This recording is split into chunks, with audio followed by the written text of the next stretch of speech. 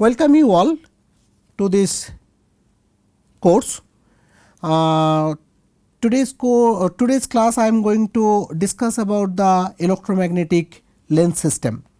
So we all know that lens systems are very important for focusing the electron beam. Previously we discussed about this lens system and how image formation is happening using a glass lens, but for electron microscope mostly we have to use the electromagnetic lens system, otherwise we cannot converge the electron beam because glass lens is not capable to converge or diverge the electron beam. So, if we want to converge or diverge the electron beam, definitely we need a electromagnetic lens, and that electromagnetic lens it will help us. So, today's class it will be mostly focusing on the electromagnetic lens. So far we know that glass lens, gun lenses from electron microscope that we already discussed. Now let us talk about rest of the lens system. What kind of lens do we have? If we just consider here,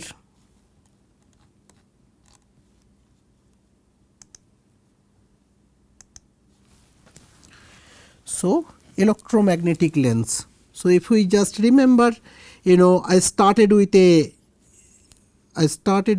filament, that is my filament. So I will just change the color here, and first this time I will draw the optical axis first, then I will not do the mistake because previously it was not very straight line. So this is my optical axis, and the optical axis will be very straight. Now if I just consider, first it will be first anode, and then there will be a accelerating stack. We already discussed about the accelerating stack, which is helping us to accelerate the electron. Then it is coming to the first lens system. If we have the first lens, it is called the condenser lens 1, right. Then it is coming to the next lens system, that is condenser lens 2. In 200 kilovolt microscope or 120 kV microscope, most of the cases we have only condenser lens 1 and condenser lens 2. For 300 kV microscope we have condenser lens 1, condenser lens 2 and condenser lens 3. So at this moment we are considering this is a system of 200 kV or 120 kV. So mostly you can see condenser lens 1 and condenser lens 2. Then you will get a objective lens which is connected with each other. So objective lens, so one objective lens, if you just consider this objective lens, it is called the upper, this is upper objective lens,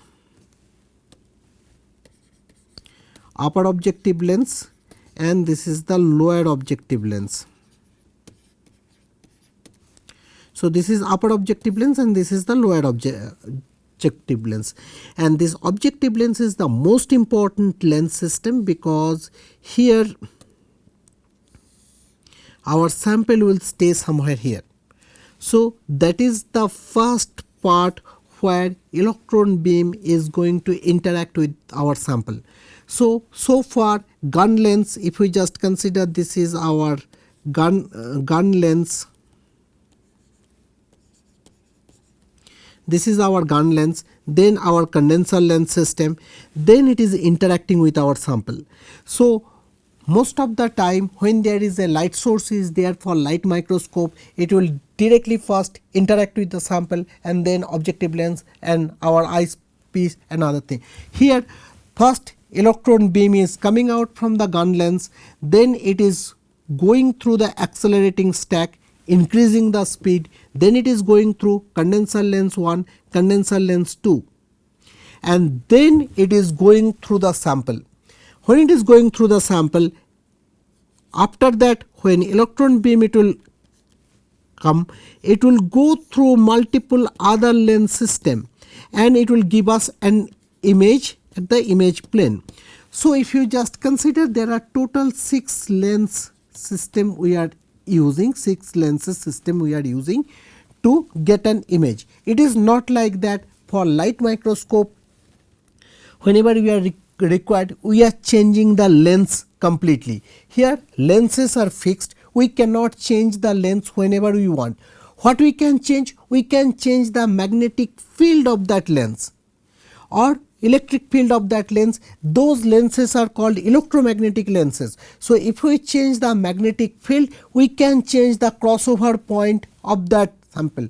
So that focus point or whatever we are discussing, that we can change it. So let's take a look how it can form a simple image. So if you remember the first class what I was talking for the normal light microscope, how it is forming an image.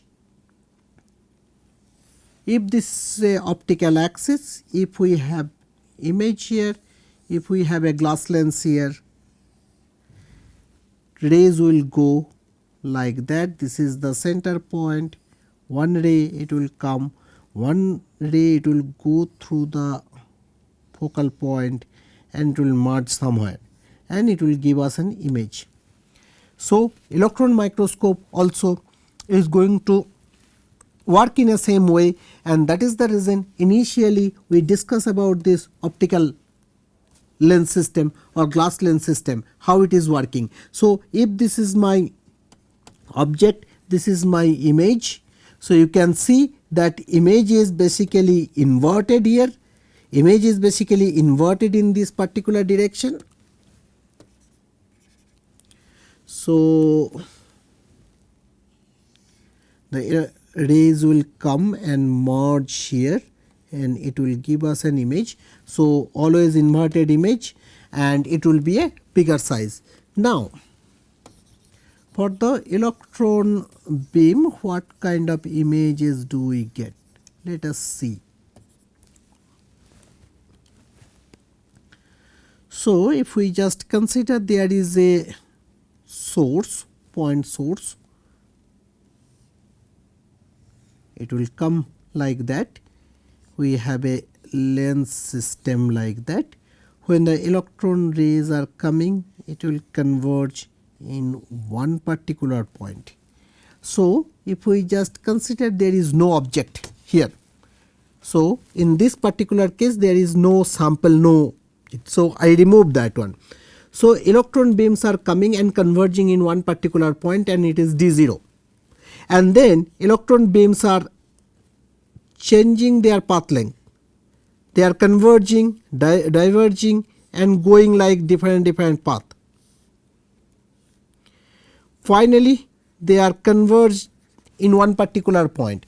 So you can see if we don't have any sample, if it will constantly converge and diverge, and it is merging in one particular plane here, we will get a dot again. So if we are starting from a point source and we can image a point source at this particular point, or what we can get it if we are using a stronger magnetic field, that so this is my magnetic field.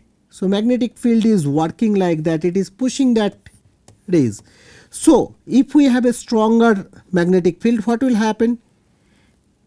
Beam may converge somewhere here and it will go all the way and give a diameter of that beam. So it may be possible that it is merging in one particular point and giving the same point source, or if we are using a different kind of magnetic field, if crossover point will go up and then you can get a spreaded beam. So you can measure the beam diameter from here. So in this particular case you can see these magnetic lenses, these electromagnetic lenses are fixed. It is not like a glass lens like optical microscope. Whenever I want, I can change the position of that glass lens and get a magnified image. But in this particular case, those electromagnetic lenses are fixed, what we can change? We can change the magnetic field only, electromagnetic field only, which is change the crossover point. This crossover point it will change.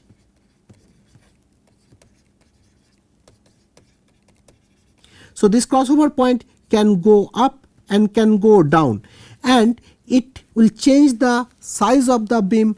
It will be sometime at point source point, sometime it will be spreaded beam. Okay. So this is the very basic part of that electromagnetic lens. Let's take a look, go little bit deeper about that electromagnetic lens system, how it is working.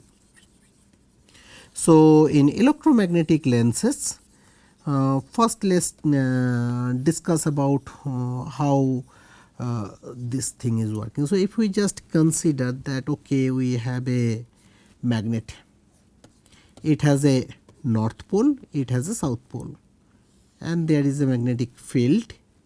Sorry, I draw it in a wrong position, I will just redraw. So here you have a magnet, you have a north pole and you have a south pole, and there will be a magnetic field, right, as a magnetic field. So now if you just consider that you have a electron, and this electron is trying to enter this magnetic field.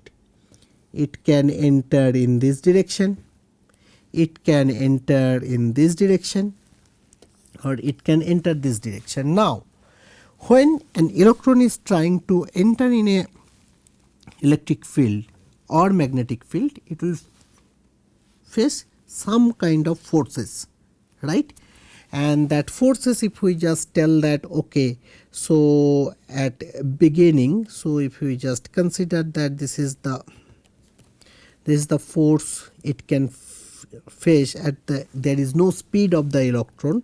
At beginning it will face a force that is called charge into its electrical field, so it will be negatively charged.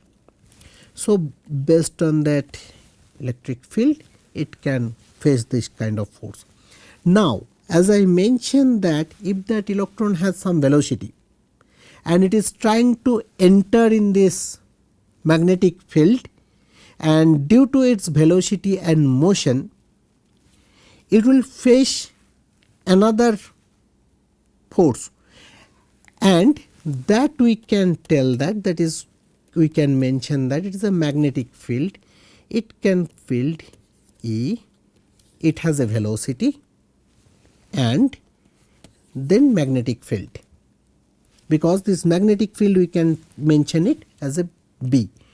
So here you can see that there is a force, it is coming from the magnetic field and the velocity, and both has a particular direction. The magnetic field has a direction and velocity also has a direction. So if we just consider the total force what an electron can experience when it is entering in a magnetic field, and it has some motion, it has some velocity, so it can feel the total force, it will be Fe plus Fm. Now I can tell E plus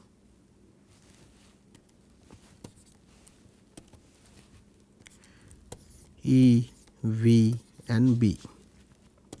Now if we just take this one, we can get it, and within parenthesis you can see this is a cross product of two component, where what is the velocity and the magnetic field. So it is very simple that, okay, so if the magnetic field it is going in this direction, and if one electron is trying to enter, and if it will enter and if there is no velocity, it is not going to change the magnetic field or electric field in the surroundings area, and it has no effect. But if has a velocity, then it will face some kind of forces, and that we can calculate from this one, that this is called the Lorentz force.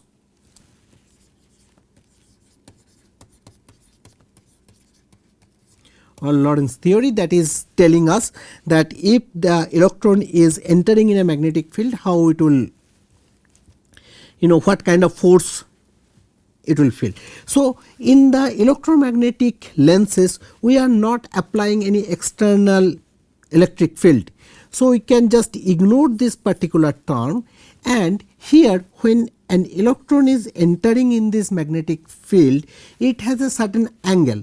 So, if something is parallel or perpendicular, or if has certain angle, the movement of the electron, it will be different. Okay. So, in this particular case, if we just consider that, okay, if we can ignore this one and the sign symbol, if we just ignore, we can tell that, so this will be the force that E V B into sin theta.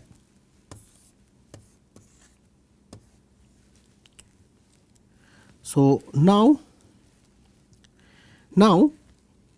when an electron is entering in this, if sin theta equals to 1, also that electron, it will feel another force, that is called the centrifugal force. So, centrifugal force, we can tell that mv square by r is the centrifugal force of electron when it is a spiral motion. And if the angle when it is entering in the magnetic field, if it is in a certain angle where the sin theta it will be 1, then what we will get it? So, these two force when it will entering in the magnetic field and the centrifugal force, it will be same. So, it will be mv square by r. From this one, we can calculate the distance of this incoming electron, what spiral motion or what will be the radius of this radius of the electron when it will follow a certain trajectory and when it will go through this magnetic field. So, in this particular case, you can see, so EB equals to mv by r. So, from this one we can tell r equals to mv by EB, which is depending on the mass of the electron, velocity of the electron, and the charge of the electron and the magnetic field. Okay. So, let us take a look first how the electromagnetic lens look like.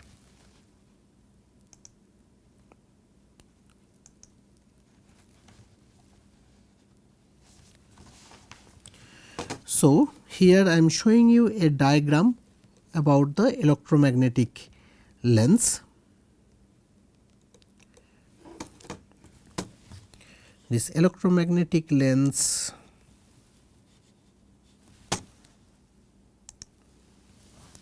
okay. So, this is a basic diagram of electromagnetic lens where you can see that there is a two rectangular shape architecture is there.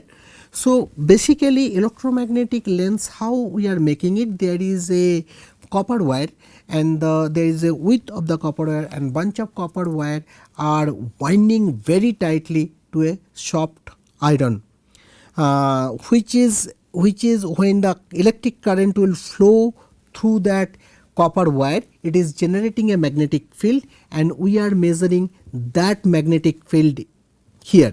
So, in this particular case, if you look at, there is a casing, this casing is made by iron and that is a soft iron pole piece. This is called the pole piece, this rectangular shape. And now, as I mentioned that there is a copper wires are winding very tightly to the soft iron. So, those are the copper coils and this is the cross section of that, where you can see multiple copper coils are located in this soft iron pole pieces and that will be uniformly distributed for both the part. Now, there will be a water supply, that water supply it will be outside of this soft iron pole pieces. The soft iron pole pieces, when there is this many copper wires are there and we are applying a electric current, it is generating a huge amount of heat energy because of the resistance, and whenever there is a heat energy is changing the diameter of the wire, which is going to change the electric flow of this wire, and that is going to affect our lens power.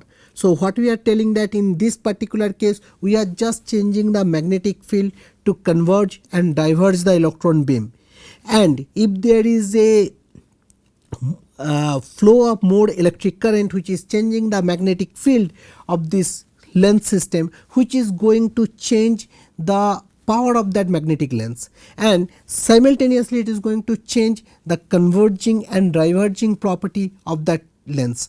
So that is the reason we need a flow of water outside the lens system, so it can maintain the temperature of this soft iron pole pieces. It should not increase the temperature.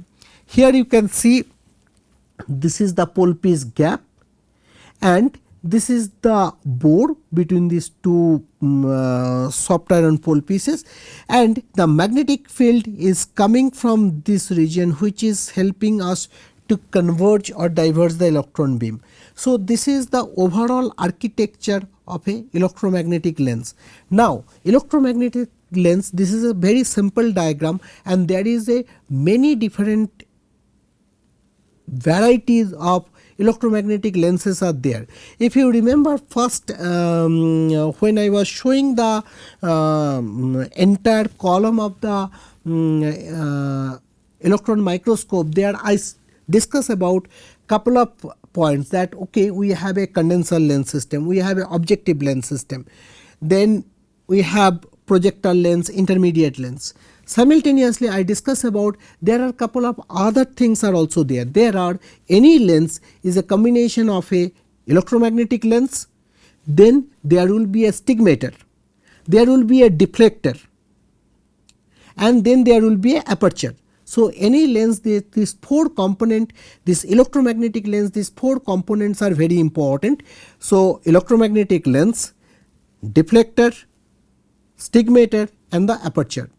Now what is that deflector and stigmator? Deflector and stigmator basically trying to maintain the electron beam through the optical axis. If we just consider this is the diverging electron beam which is converged in one particular point, here near the gap region the magnetic field is helping to converge this electron beam in this particular point. But if there is any deflection of this electron beam, if it is not coming through the optical axis, who is going to regulate that one? So basically deflector is going to regulate that electron beam and it is bring back through the optical axis, as well as the stigmator. If there is any artifacts or any aberration is there in that in the magnetic field, the stigmator will help us to correct that aberration. So here you can see the stigmator as well as your deflector, it is deflecting the electron beam, it is changing the aberration of that electron beam. So definitely those are also having some kind of magnetic field or electromagnetic field which is helping to change the beam. So that is the reason I told this is one of the simplest lens. So there will be a lot of complicated lens will be there. So there will be a quadrupole lens system, hexapole lens system, octapole lens system. For different purposes we can use different kind of lens system. So here this is one of the image of that electromagnetic lens, where this is the outer surface of that lens. If you go inside you can see there will be a copper wire winding tightly. So this is a real lens, the cylindrical shape, the copper wire coils, the two conical pole pieces beside the lens sit inside the central hole of the lens system. So now here you can see these are basically packed here in this particular region. Now let us take a look the actual diagram of different types of lens system. Here I am showing you a objective lens. If you just go through this one, you can see this is the objective lens system. When I was drawing the objective lens, if you remember, I was always talking about upper objective lens and lower objective lens. So objective lens I am splitting into two half. So if you just consider, most of the time I did it like that. So this one is a C1, then this one is a C2 lens system. Then when I came to objective lens, I connected them like that. So I am making some kind of connection of the objective lens, and I told that okay, this is a very important lens because sample will stay in between these two lens. So if you just consider, this is our upper objective lens and this is our lower objective lens, and electron beam first time fall on this sample from the condenser lens 2. So this is going to regulate the electron beam, how much electron beam is going to fall on your sample.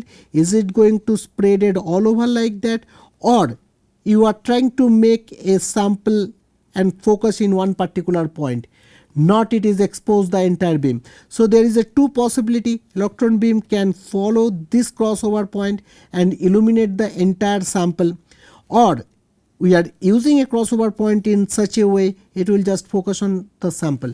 So here based on these two lens system we can regulate this electron beam. So what I was drawing here, this is the objective lens. This objective lens, if you look at here, this is our objective lens, where you can see this is the upper objective lens and this is the lower objective lens. These two objective lens are connected like this one. So here you can see this is the opening area where the electron beam will pass and which will regulate that electron beam. Now as I mentioned, this is another type of lens system. It is not very frequently used nowadays. So there is a two different type of microscope is available. One is top loader microscope, means you are loading your sample from top of the microscope. And most of the recent microscope, what we are using a side entry holder. So means if you remember in the microscope column, starting from the gun, then condenser 1, condenser 2, and then there is a goniometer or stage, where I told that if this is the goniometer, here is the goniometer, you are using your holder and inserting the holder here. So this is the side entry holder. There are some microscope where there is a top top entry. So this is one of the lens where we are using the top entry sample loader, where you will drop the sample somewhere here. This is a one kind of special lens for the top loader sample holder.